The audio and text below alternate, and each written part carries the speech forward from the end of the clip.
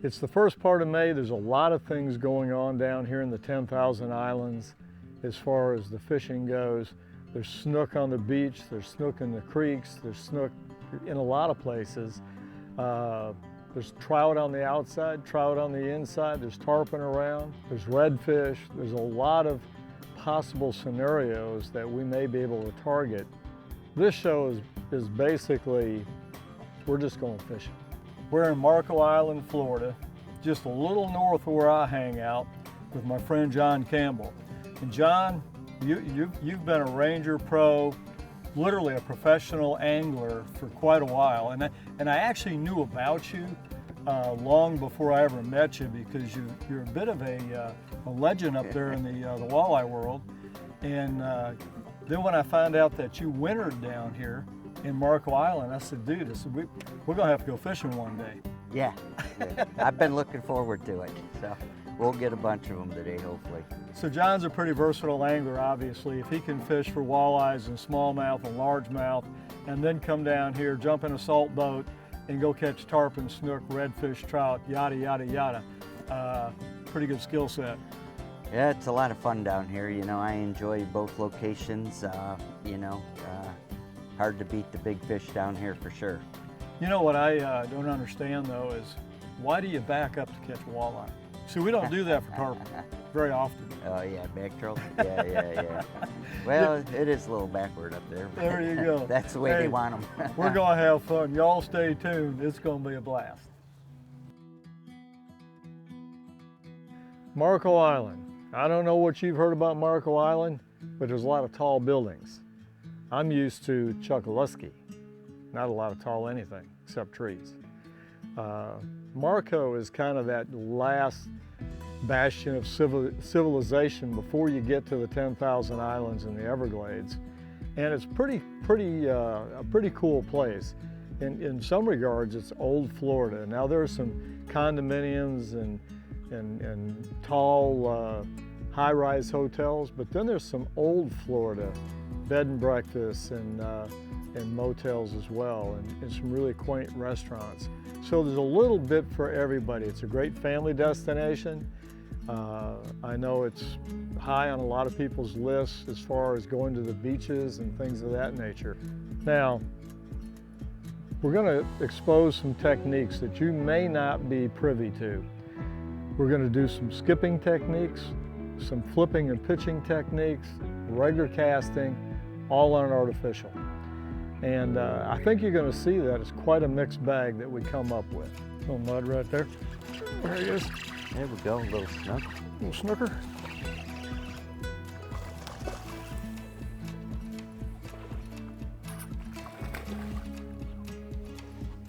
You want me to get the net, Ray? Nah. Flipping. Oh, shoot.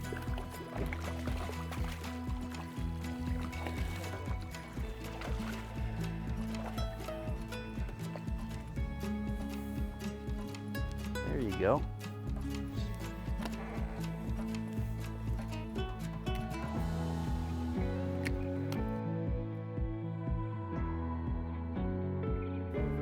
I mean to tell you, I've thrown it in 300 ideal spots, and I throw it in just nothing over there, and this guy eats it. Beautiful beach snook, all white. I want your mama. Go in there and tell her, come out and play. But he just hit his eyes. He's just looking at me like, what in the heck? An alien's got me. All right, back in the pool. So you have this amazing little town, Marco Island, and it sits right on the cusp of some of the most unbelievable, untouched, natural wonder in the state of Florida, maybe the world, unique to the world, I would say. That's why I live down here. I know that's why John spends a lot of time here. He's got all the amenities of Marco Island, but then he can slip into his 2360 Bay Ranger, a little 15-minute run, and he's all the way in the backcountry. That's pretty cool. So where I live, we're in the middle of the abyss. We're in the middle of the sticks. we've got to actually drive about 30 minutes just to get up to Marco Island.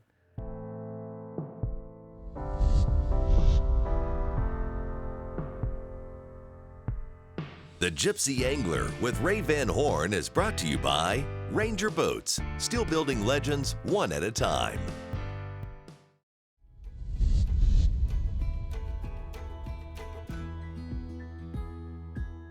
The wind's been howling all spring. I mean, it's been howling. And it's been mostly east. And that's actually good for here because the water doesn't get as muddy. And if it doesn't blow too hard, you have opportunities to go out off the crab trap lines and look for triple tail. And as it would happen, we're fishing back in the bushes, and all of a sudden we look and we go, wait a minute, are we in a lee? Or did the wind really fall out a little bit where maybe we can run out there and check the crab traps? Well, as it would happen, the wind laid down just enough to tempt us. It can be a cruel thing because sometimes it's a very short-lived window. And we said we better take advantage of it while we can.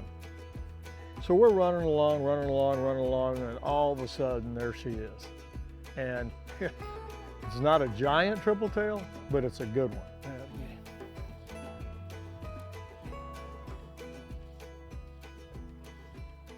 Eat it. There we go.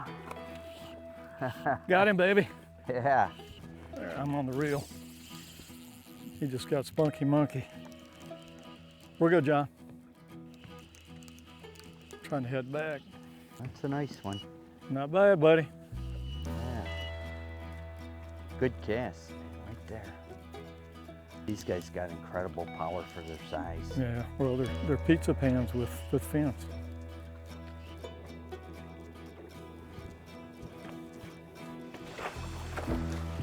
In the bucket. Not bad, Johnny. Not bad. All right. It never gets old sight fishing for anything, let alone a triple tail. Oh yeah, they're a lot of fun. It's always cool when you can see them and cast at them. One thing really cool about this place is, and especially fishing with John Campbell, is he's got spots all over the place. Now we couldn't run too far south because you need a permit to actually film in Everglades National Park. John had a number of great patterns for not only the triple tail, but he said, man, I got some really good trout fishing, and some of these fish are 20 inches or plus. I said, you know what, it wouldn't be a bad idea to go catch a few of these nice trout. At this water level, they're probably still going to be into darker waters. And you like this on the incoming tide. And yeah. See, now we got a sea breeze too, so yeah. That should push it even better. Yeah. I'm sure we'll get some good ones here right now. Cool, so, let's go get them, man. Yeah. There he is. Good one. Not a bad one, John. Yeah. Looks like a good, healthy one. Beautiful fish. Look at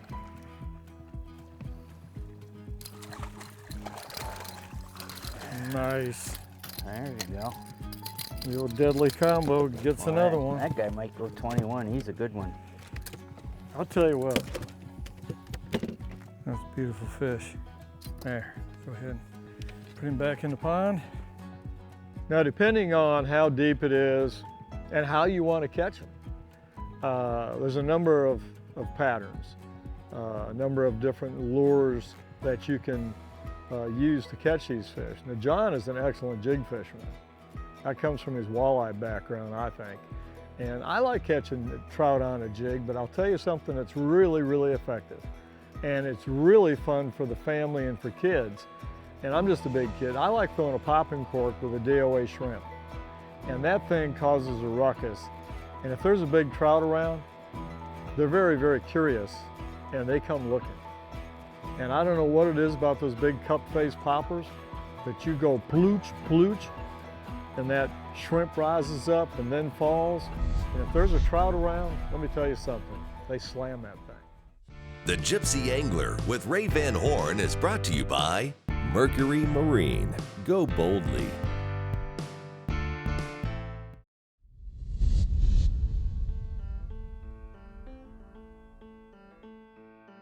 Now Marco Island, if you drive around here enough, you're going to go over a lot of little bridges.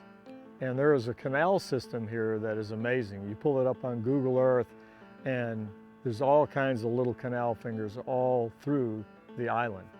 And one thing I did notice coming to Marco Island to film with John, there's a lot of roof repair needed in Marco Island. And as you probably have heard, Hurricane Irma came on shore here. This was ground zero for landfall after it went through the Keys. But all that being said, Marco Island's back. The local businesses are all back up and running, and like everything else, with a little bit of time, it'll be back to normal. Now, with all the canals in a residential area come docks. John, you know what's amazing is that docks are a prevalent structure almost everywhere you go. Yeah.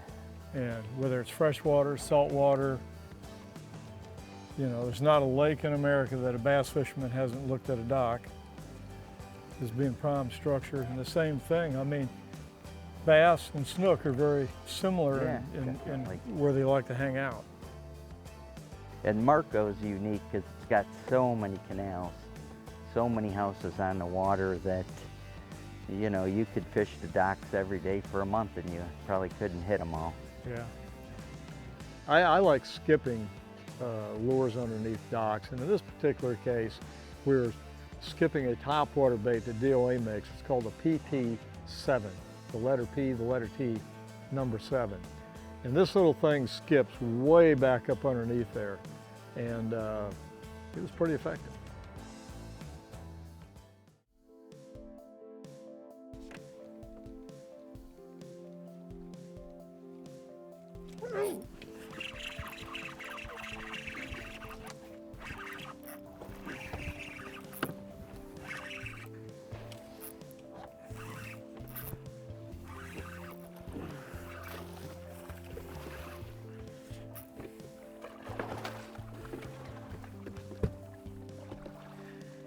Scoop him, Big John. Get him into that. Hold on, I got him, dude. Move the boat. Yeah, that didn't take long. Oh no, second cast, I think. Yeah. I just got it in there a little better than the first one. That's a good one. We're not gonna complain about that one. All right, got a good one. Now, dock fishing, you've got to set yourself up for success because there's a lot of things that can happen when you hook a big fish in a dock, and most of them are bad. So you've got to have an exit strategy. And this is no place for a loose drag and mandy-pandy rod. You've got to be able to skip that bait in there, work it, and as soon as that fish hits, you've got to be pulling on that fish, getting him away from all the pylons and the barnacles.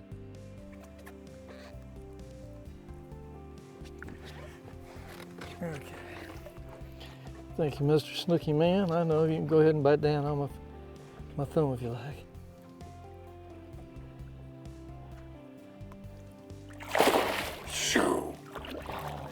That's some power. He wasn't that big. I mean, he was good. Yeah. But they have power. Yeah, oh yeah. I'm gonna have to get a new bait. That one's totally You kind of ruined it, eh? toast. That's all right. Now, this is not sitting down with a cold drink and a bucket of chicken. You're on pins and needles here because you're anticipating that any second the water's going to erupt with a big fish, and then you've got to have a game plan. And big fish live under docks. I mean, it could be an 8-pounder or it could be a 20-pounder. So there's a number of places that you can catch these snook skipping underneath the dock. You can also use that skipping technique when you have overhanging tree canopies and lay down logs, cut banks, stuff like that, where you've got a lot of overhanging cover. And there's a lot of times when snook and trout and a lot of these different species will inhabit that kind of structure. It creates a lot of shade. If you've got current, you've got bait, I'll tell you what, that can be a lethal situation right there, skipping that DOA PT7. In addition to that, again, not using the same lure all the time. John likes that jig. He was swimming a jig. He caught a great fish over a oyster bed that was we were just blind casting, and he hooked a really nice fish doing that. The Gypsy Angler with Ray Van Horn is brought to you by Bob's Machine Shop. Go fast, go shallow, go efficient. Power Pole, shallow water anchor.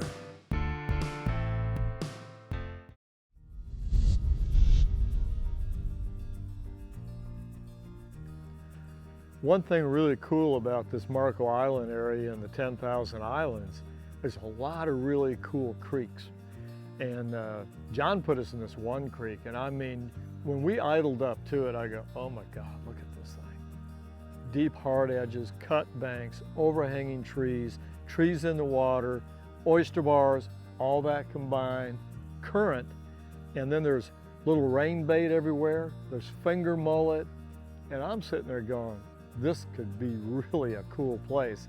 And not only could this harbor snook, but you could catch 10 different species in an environment like this. It can be sheephead, snook, trout, tarpon.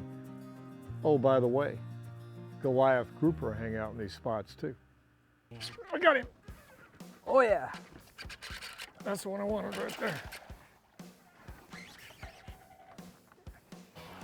That is so cool. Let me get the net. Where's the net? Back there? You know you can't take him out of the water, right? Oh, yeah, that's right. Well, we can net him, we just can't take him out of the water. Okay. So every time I pitch that jig into heavy cover, I mean, I'm standing on the tiptoes because I know any second the fish of a lifetime could just crush that jig. And I pitched it into this lay down cover, gave it a hop, it cleared the shade line, and I could see the jig on the bottom. And all of a sudden, here comes a little bitty Goliath grouper, about that big. And I said, oh, that little guy's gonna eat it. Then all of a sudden, here comes one about like that. And he's looking at it. And then all of a sudden, the bottom moved. And I thought it was a huge bull shark, and it's about 100-pound Goliath grouper. And they're all looking and approaching my jig. I gave it one little hop, and I go, please let it be the middle one, the one that's about 30 pounds. I don't want the big one, don't want the small one. And I lucked out, and Leroy Jr. bit it instead of Senior. Game on. For skipping docks, skipping underneath trees, skipping a lure period, I like a 6'6" medium action with a fast tip rod. Spinning rod is my favorite.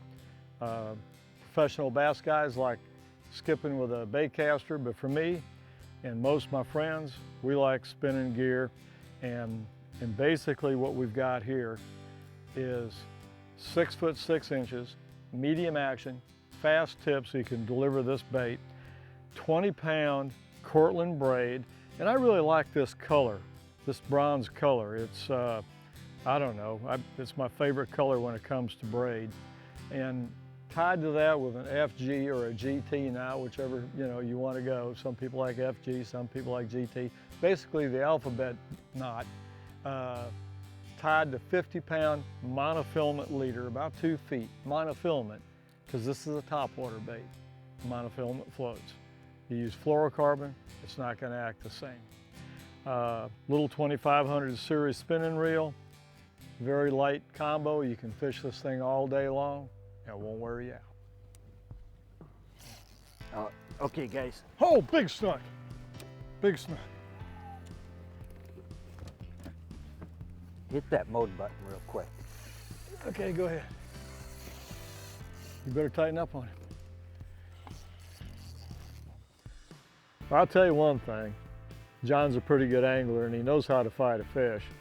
We were sitting at the mouth of the creek when he hooked up to this snook, and this is a pretty good snook.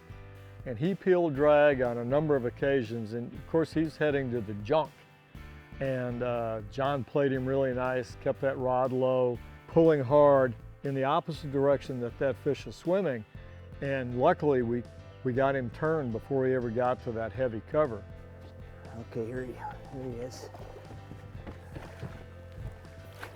Hey, hey. All right. That'd be a good one. That's a nice one, Johnny. Whew. Oh, give me a bump on that. Yeah. He got the paddle tail. That'll be I like that a bait. nice fish. Whew. That's a beautiful fish, John. Yeah, sure. Fought hard. Wanted to get back into trees, but we kept him out. And I'll tell you what, that was awesome.